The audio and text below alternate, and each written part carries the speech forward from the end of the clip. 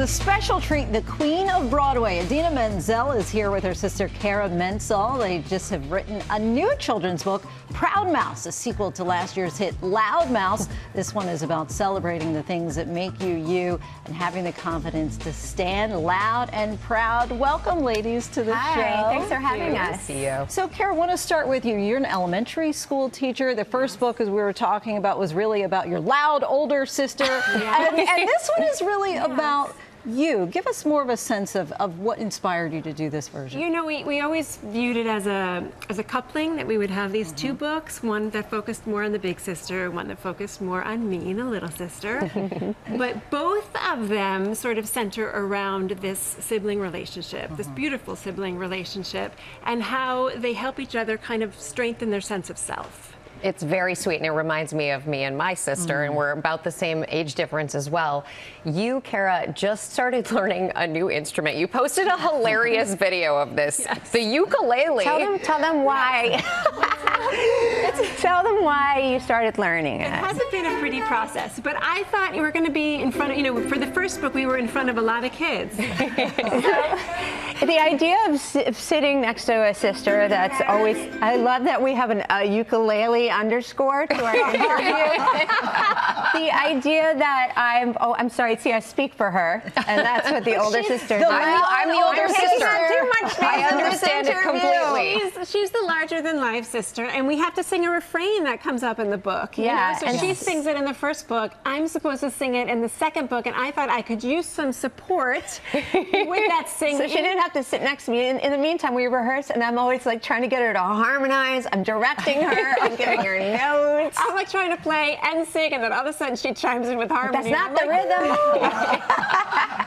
And you've talked about how after the success of Frozen that you really decided that you were leaning into being a role model. How does that play into this book?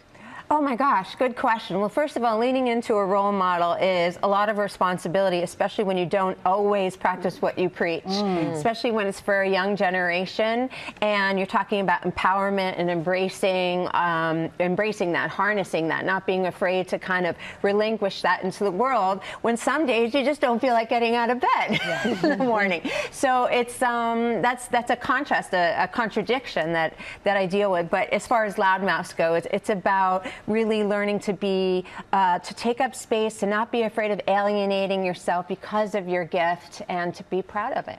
By the way, something that will get you out of bed in the morning is Drama Queen, the new disco album. I'm a children's book writer by day and a disco queen by night. I go from this into sequence. I like to say there's more cleavage and more sequence. It's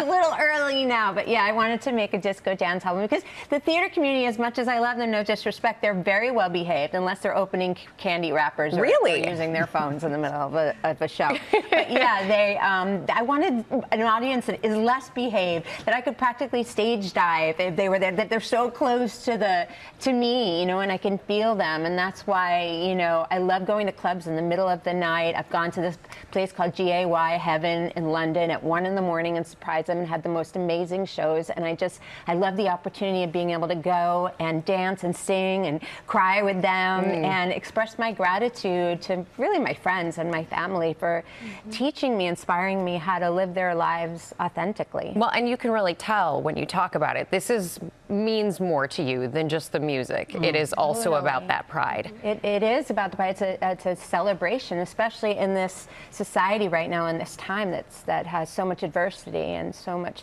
tumult. I feel like it's even more important to be an ally.